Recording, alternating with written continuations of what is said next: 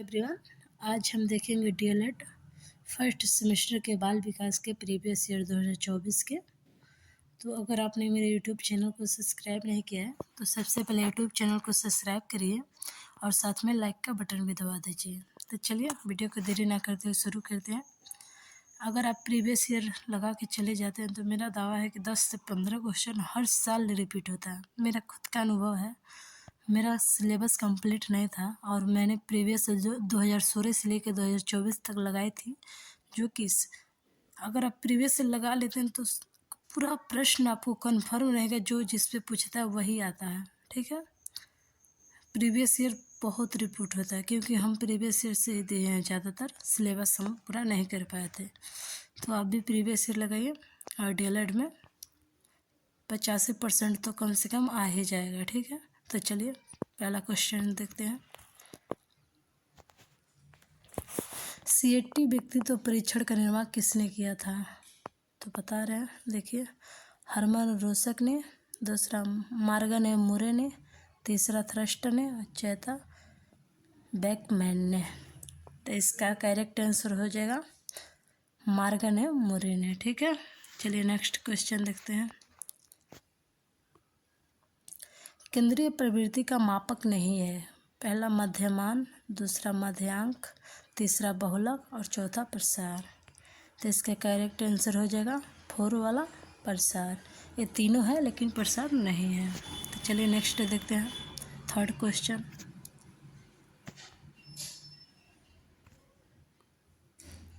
संयोग का प्रकार नहीं है। पहला ध्यान, दूसरा प्रेम, तीसरा क्रोध और चौथा भय।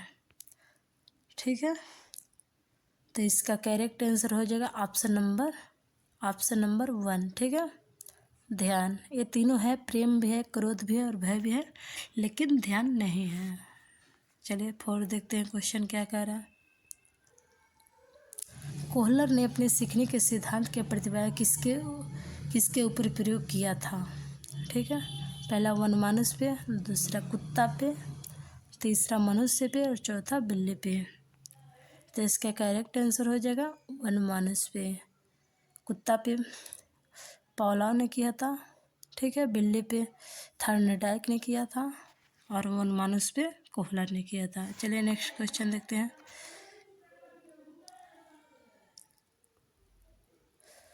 स्मृति का अंग नहीं है कौन? पहला सीखना, दूसरा धारण करना, तीसरा चिंतन करना और चौथा पहचानना। ठीक है, तो इसका करेक्ट आंसर हो जाएगा ऑप्शन नंबर 1 सीखना। ये स्मृति का अंग नहीं है। 6वां टॉपिक देखते हैं। कल्पना सामग्री स्मृति है, यह कथन किसका है? तो देखिए बोरिंग अन्य का, गेट्स का, रायबर्न का, मैकडूगल का।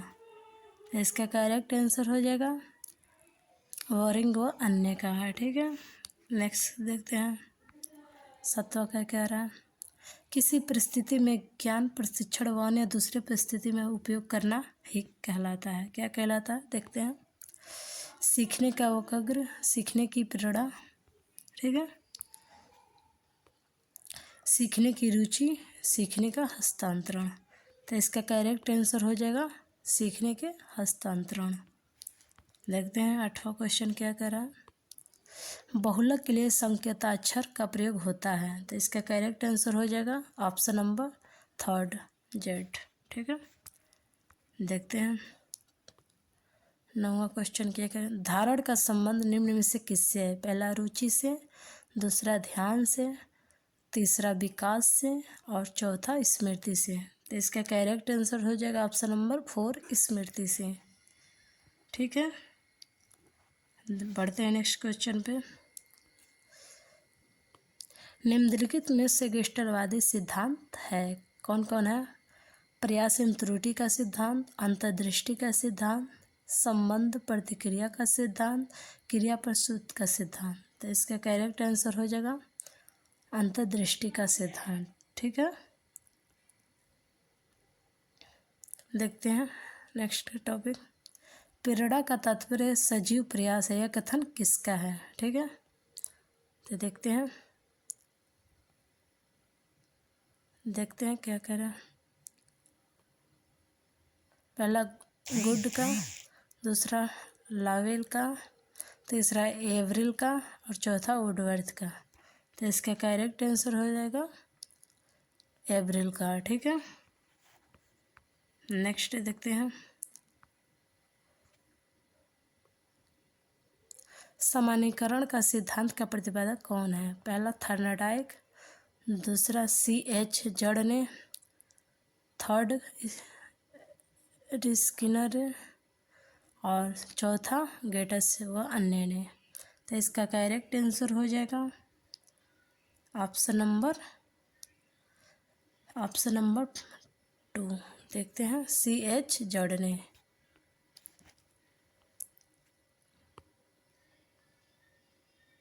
ठीक है, रोर्सा स्याही धब्बा परीक्षण में कुल कितने कार्डों की संख्या है? ठीक है, तो इसकी ऑप्शन नंबर ए हो जाएगा थर्ड 10।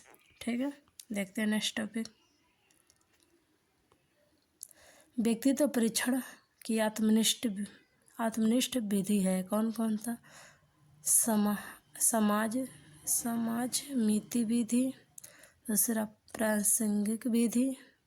प्रासंगिक अंतर्बोध परीक्षण। ठीक है, चौथा कहानी विधि और थर्ड कहानी विधि और 4 इतिहास विधि। तो इसका करेक्ट आंसर हो जाएगा जीवन का इतिहास विधि। यही हो जाएगा व्यक्तित्व परीक्षण के आत्मनिष्ठ विधि, जो कि जीवन इतिहास विधि है, एक करेक्ट आंसर है। ठीक है, बढ़ते हैं नेक्स्ट क्वेश्चन पे।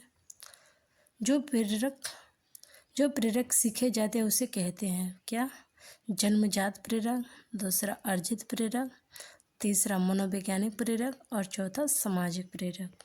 तो इसका करेक्ट आंसर हो जाएगा अर्जित प्रेरक। ठीक है, देखते हैं तेलुगु।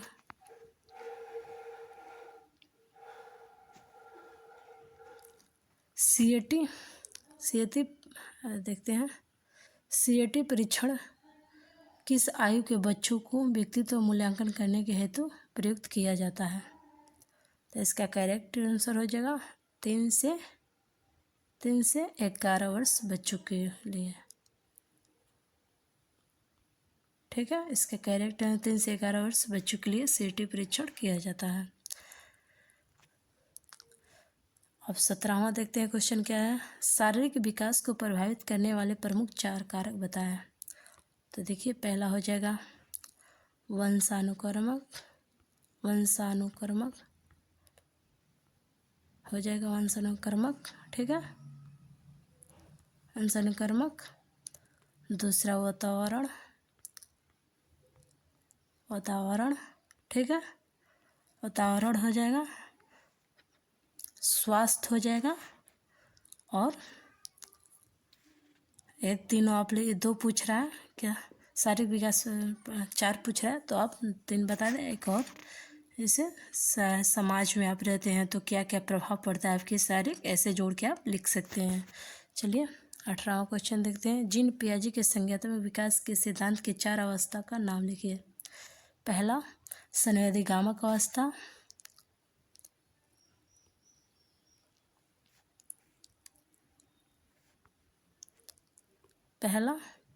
संवेदीगामक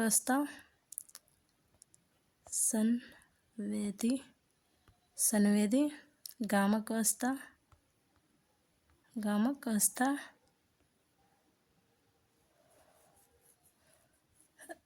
दूसरा मूर्त अवस्था, तीसरा अमूर्त अवस्था। ये 4 जीन पियाजे के संज्ञानात्मक सिद्धांत का बताया था। ठीक है, 19वां देखते हैं। संयोग व्यक्तित्व की उत्तेजित अवस्था है, यह परिभाषा किस मनोवैज्ञानिक ने दिया था? इसका करेक्ट आंसर हो जाएगा वुडवर्थ ने। ठीक है, वुडवर्थ ने दिया था। सही से लिखा नहीं पड़ा, वुडवर्थ ने। ठीक है,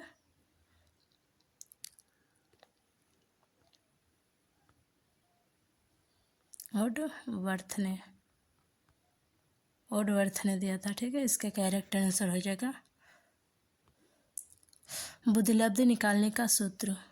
तो इसका हो जाएगा मानसिक आयु, ठीक है, मानसिक, इसका करेक्ट जो आंसर हो जाएगा बुद्धिलब्धि का मानसिक आयु बटे वास्तविक आयु गुणे 100 आप लिख दीजिए, ठीक है। यहाँ लिखा नहीं पा रहा है सही से। मानसिक आयु बटे वास्तविक आयु गुणे 100 ऐसे आएगा तो आप आसानी से निकाल लेंगे, ठीक है। बढ़ते हैं नेक्स्ट टॉपिक पे। बिन्नू साइमन बुद्धि परीक्षण कब अपनाया गया था? 1950 ऐसे ही कुछ है, देख से लीजिए, ठीक है। बढ़ते हैं नेक्स्ट टॉपिक पे। व्यक्तित्व मापन की कोई प्रक्षेपण विधि लिखी है।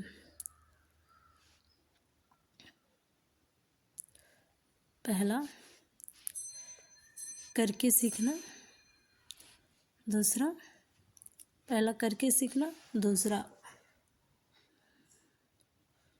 रोरसा स्याही धब्बा, ये लिख सकते हैं, ठीक है। ये व्यक्तित्व परीक्षण की विधि है, ठीक है। बढ़ते हैं नेक्स्ट क्वेश्चन पे। थर्नडाइक द्वारा प्रतिपादित सीखने के मुख्य नियम लिखिए। तो इस थर्नडाइक ने कितने नियम दिया था? पहला तत्परता का नियम, दूसरा अभ्यास का नियम और तीसरा अनुभव का नियम। देखिए, तत्परता का नियम, दूसरा अभ्यास का नियम और तीसरा अनुभव का नियम। थर्नडाइक ने 3 दिया था, ठीक है। बढ़ते हैं नेक्स्ट क्वेश्चन पे। अभिप्रेरणा को परिभाषित कीजिए। अभिप्रेरणा को आप लिख सकते हैं। अभिप्रेरणा को अंग्रेजी में मोटिवेशन कहते हैं। जब बच्चे के अंदर कोई कार्य करने के लिए इच्छुक होता है तो वह जल्दी उस कार्य को कर लेता है, आप ऐसे लिख सकते हैं। अगर आप किताबी भाषा लिखेंगे तो आप कभी भी मतलब अच्छे नंबर से नहीं पास हो सकते। आप ज़्यादा से ज़्यादा बनाकर लिखिए। आप सोचिए अपने माइंड से कि प्रेरणा मतलब होता क्या है। अब प्रेरणा मतलब बच्चे को जब मोटिवेट किया तो टीचर कहते हैं और शाबाशी देते हैं कि तुम कर सकते हो, और प्रेरणा तो बच्चा और अभिप्रेरित होकर कार्य करने में इच्छुक होता है। आप ऐसे प्रेरणा के बारे में लिख सकते हैं। आप अपने दिमाग से लिखिए, ठीक है, बना के, तो अच्छे नंबर से पास होंगे। देखिए 25वां क्वेश्चन क्या कह रहा है। स्मृति के 4 पद अंग कौन से हैं? पहला सीखना, दूसरा धारण करना, तीसरा पहचानना और 5वां आत्मसात करना। यही है स्मृति का 4 अंग, आप लिख सकते हैं। 26वां को मध्यमान ज्ञात करने का सूत्र लिखिए। वास्तविक आयु बटे, इसका है वास्तविक आयु बटे, इसे कुछ है मध्यमान ज्ञात करने का सूत्र, आप जो कि देख लीजिए, मेरे को थोड़ा अभी इसमें डाउट लग रहा है। मनोवैज्ञानिक डॉक्टर जॉनसन ने बाल विकास के कितनी अवस्था में विभाजित किया था? तो इसके 4 अवस्था बताए थे, आप लिख सकते हैं, ठीक है। पावलोव ने संबंधित प्रतिक्रिया सिद्धांत किस जानवर पे किया था? तो इसका करेक्ट आंसर हो जाएगा, आप लिख दीजिए, पावलोव ने कुत्ता जी पे किया था। आप लिख लीजिए, 1 नंबर आराम से मिल जाएगा, ठीक है। सूझ अंतर्दृष्टि का सिद्धांत के प्रतिपादक किस का नाम बताइए।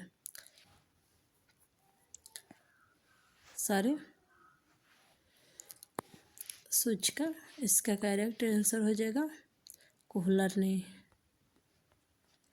ने, आप लिख सकते हैं, ठीक है।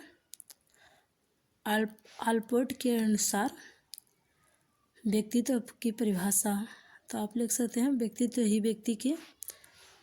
व्यक्तित्व के खातिर ही व्यक्ति अपने समाज में प्रतिष्ठा बना रहता है, ऐसे आप लिख सकते हैं।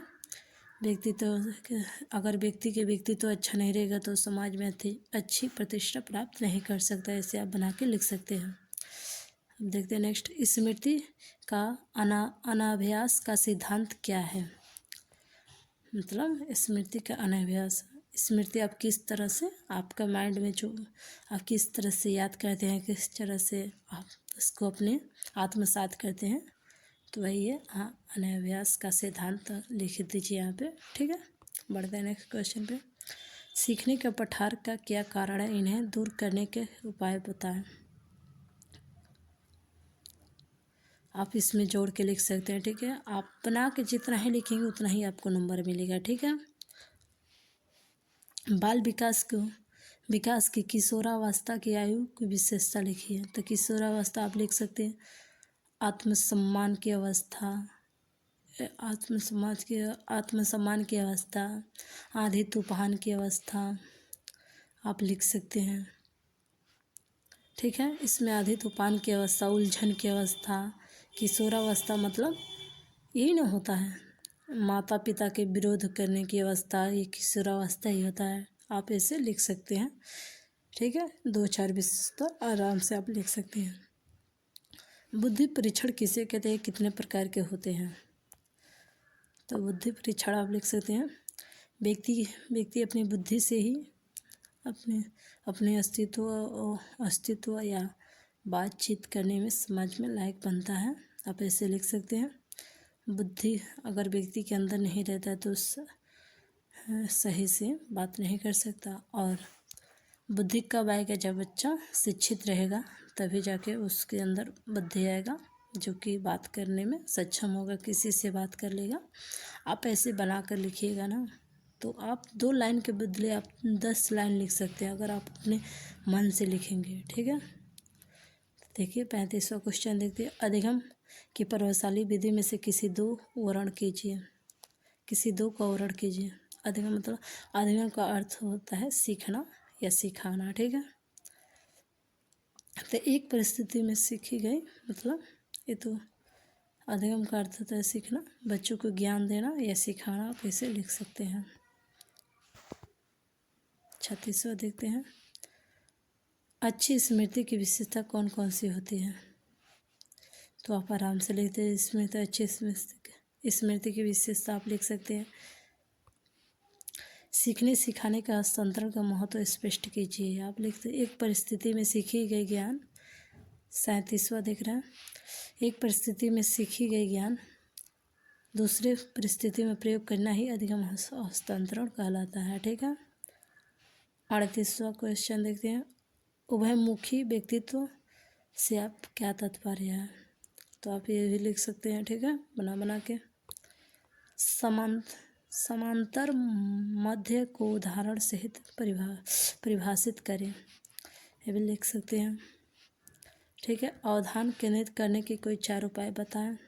अवधान का मतलब होता है ध्यान।